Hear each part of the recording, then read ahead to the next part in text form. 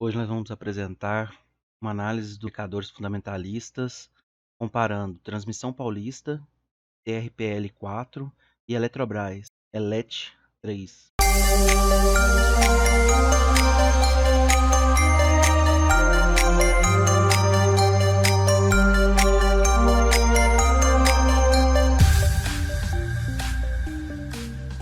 Bem, primeiramente nós temos que a Transmissão Paulista, ela foi comprada pela ISA e ela tem participações da Eletrobras, né? Ela é uma empresa que ela foca em transmissão de energia, somente transmissão, e a Eletrobras ela é uma holding, né, do setor. Ela é a maior empresa aí do setor. Ela mexe com geração, transmissão e distribuição. Logo, nós não poderíamos comparar as duas, mesmo sendo do mesmo setor. Ela tem estruturas diferentes aí. Mas nós vamos comparar para ver o estudo dos quantificadores aí, ver quais que são as estruturas de um caixa mais endividado, que seria o da Eletrobras, e um caixa menos endividado aí, a estrutura que necessita de menos capital de terceiros. Então, apesar das duas empresas serem de setor elétrico, as mesmas apresentam uma estrutura operacional distinta. Logo, o estudo apresentado mostra somente uma comparação dos indicadores fundamentalistas de uma empresa mais assertiva, que no caso aqui vai ser a Transmissão Paulista, em, em seus investimentos, e outra menos assertiva, que vai ser a Eletrobras. Tem muitos investimentos, mas a rentabilidade dela acaba caindo e as margens operacionais vão ser mais reduzidas. Então, esse vídeo, né, não é indicativo de compra ou venda de ações, pois o material não é uma análise em si, faltando verificar aspectos econômicos do setor, bem como análise gerencial, fluxo de caixa e outros fatores importantes aí. Bem, primeiramente nós vamos ver o rating nacional das duas empresas. As duas empresas têm agências diferentes aí para comparação. Uma vai ser pela Standard Poor's e a outra vai ser pela Fitch Ratings. As duas têm o melhor rating de longo prazo. A Eletrobras, em curto prazo, ela vai ter um rating mais reduzido. Um conselho é vocês darem uma olhada no relatório das duas empresas sobre as mesmas. Nesse relatório, eles fazem uma análise de por que eles têm um rating bom em certos aspectos, rating ruim em outros. Muitos desses fatores aí vão estar relacionados com caixa e endividamento das empresas.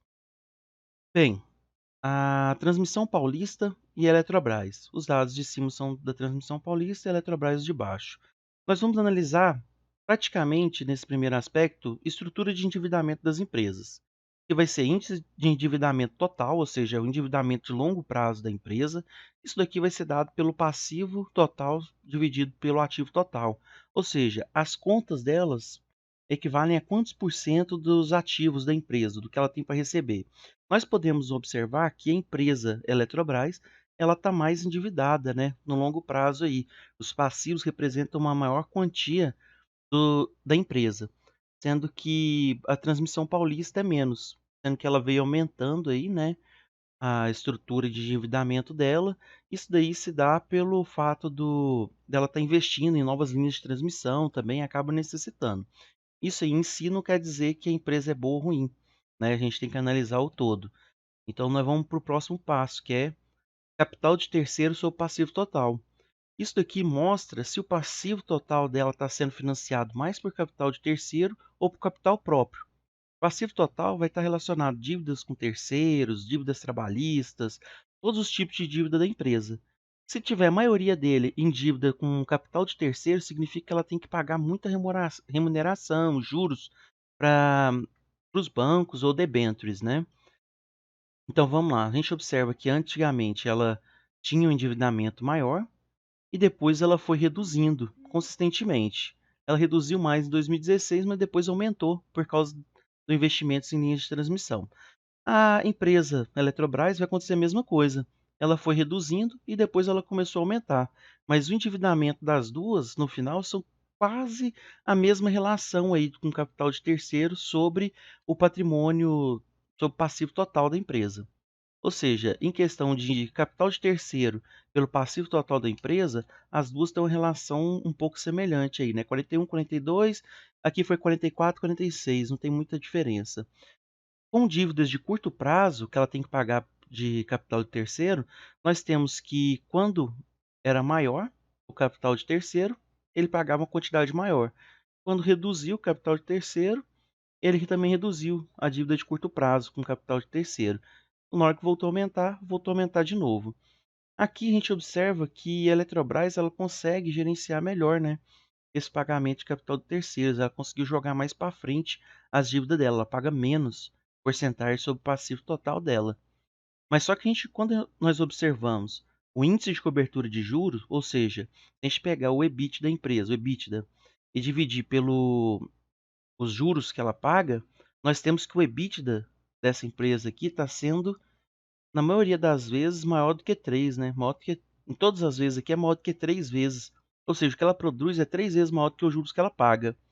Já quando nós consideramos a Eletrobras, o preço dela jogar para frente esse capital de terceiro aí, fica caro, né? Mostra que o índice de cobertura de juros dela, o que ela produz, está praticamente em cima do que ela paga de juros. Isso daí não é uma condição muito boa, muito saudável. Isso daí nós podemos também observar sobre a dívida líquida. A dívida líquida da empresa sobre o EBITDA, ele reduziu e sempre esteve abaixo de 2. E 2 seria o limiar para a gente considerar que está uma dívida saudável. Quando passa de 2 até 3, já fica uma dívida considerada muito perigosa. E quando passa de 3, é pela teoria, né? Pela teoria, não é aceitável essa dívida líquida sobre EBITDA maior que 3. A Eletrobras, ela passa aí todos os anos, né? Quando ela tem resultados negativos, ainda é pior ainda, né? Mais crítico esse resultado.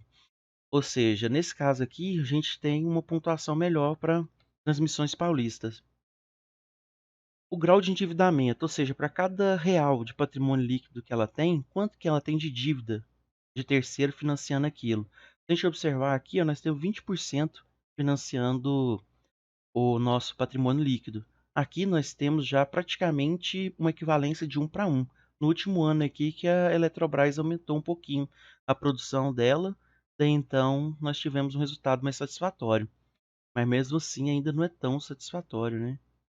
Agora, quando nós observamos aqui o grau de mobilização, nós temos uma equivalência boa, porque o grau de mobilização, ele vai medir, vai ser uma relação, o grau de mobilização, ele vai medir se a empresa vai precisar de financiar o caixa dela, dívidas de curto prazo, por capital de terceiro.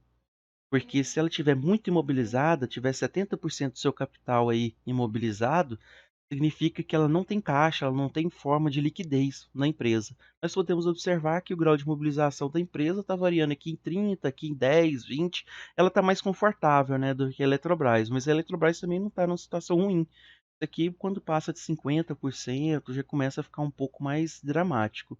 Agora, se nós observarmos a quantidade de dinheiro para o próximo ano em relação com as dívidas, nós temos que sempre a Transmissão Paulista ela teve um conforto maior, né? Ela teve 3 vezes a produção em cima das dívidas. Ou seja, o que ela produz no ano, a maioria das vezes foi 3 vezes maior do que ela tem que pagar de conta.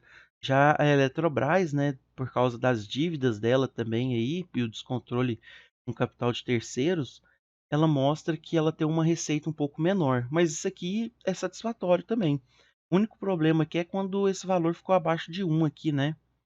Daí então significa que no próximo ano tudo que ela produz não paga tudo que ela deve. Mas aqui nesse caso daqui nós temos uma condição já favorável para esses anos.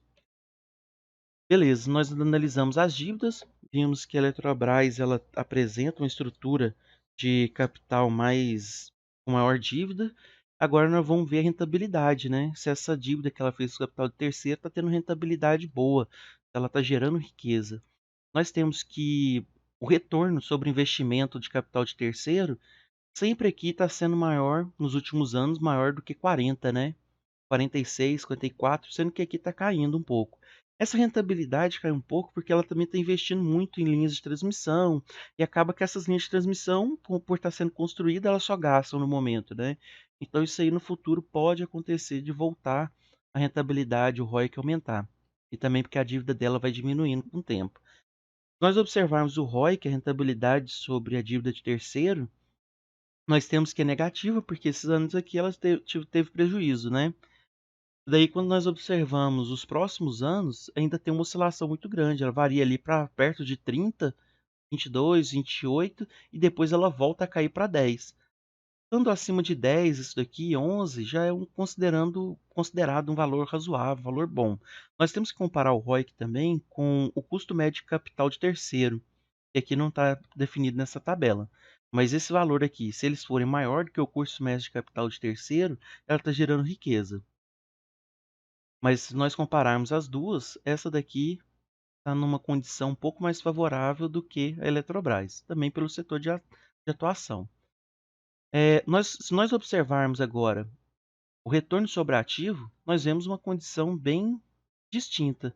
O retorno sobre ativo aqui tem época que é negativo, ou seja, que ela não tem um retorno favorável, e muitas das vezes ela está próxima ali de zero, né? 0, 2% quando ela está favorável. Então o retorno sobre ativo é muito baixo, ela tem muito ativo para pouco retorno. Agora, quando nós consideramos o retorno sobre ativo dessa transmissão paulista, praticamente sempre ela está acima de 5. Tem épocas aí que ela alcança 32, 10, ou seja, isso aqui mostra que os ativos dela, os ativos gerais que ela tem, sempre está produzindo uma riqueza favorável, uma riqueza boa. Agora, quando nós observamos o ROI, que é o retorno sobre patrimônio líquido, daí nós observamos que ela realmente tem uma estrutura mais sólida do que a Eletrobras, apesar da Eletrobras também ser controladora, né, da transmissão paulista. Isso daqui acaba ajudando a Eletrobras, mas acaba que pela Eletrobras ter outros investimentos, outros setores de atuação, esses outros setores devem estar dando um pouco de prejuízo para ela, ou ela se endividou demais para fazer aquisição de outras empresas, né? Isso daí fez ela descontrolar os retornos dela. Observando aqui que tem alguns retornos negativos, algum próximo de zero também aqui, aqui não, aqui é sempre maior do que 10 nos últimos anos aqui. Nos anos anteriores, 2014, 2015, ela estava próxima ali de 10 ainda. Se nós observarmos também, isso daqui, se a gente for observar outras Taesa, outras linhas de transmissão, elas também vão ter isso daqui extremamente favorável, que é uma condição do setor. Agora, se a gente observar o retorno sobre ativo fixo, isso aqui é extremamente importante, porque essas empresas aqui, ela tem ativos fixos, ela tem imobilizados, ela tem investimentos em outras empresas, e isso daí que vai mostrar se ela está tendo rentabilidade boa ou não. Porque se ela tem uma rentabilidade alta sobre ativo fixo, significa, por exemplo, que as linhas de transmissão dela, as estruturas dela, estão gerando muito capital para ela, do mesmo jeito da Eletrobras. Agora, se a gente observar aqui, esse fator aqui está sempre acima de 100 nos últimos anos. Isso é uma condição extremamente boa para a gente. Mostra que as linhas de transmissão, os investimentos da ISA-CETEP, da transmissão paulista, está sendo extremamente favorável. Isso acaba influenciando favoravelmente a Eletrobras também, por ela ter participação na ISA. Só que a Eletrobras tem outros investimentos aí que estão prejudicando ela, né? Rentabilidade sobre ativo fixo tem época que é negativo, tem época que está próximo de 10 aqui, né? Ou seja, ela está dando um retorno de 100% sobre os ativos fixos dela. Os ativos fixos dessa, ela cai bastante, né?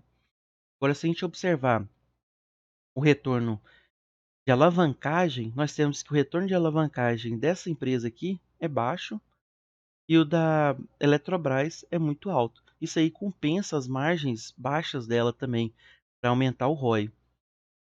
Quando nós observamos a comparação da margem EBITDA com a margem líquida, nós vemos categoricamente o efeito dos financiamentos e pagamentos aí de debêntures, créditos com terceiros.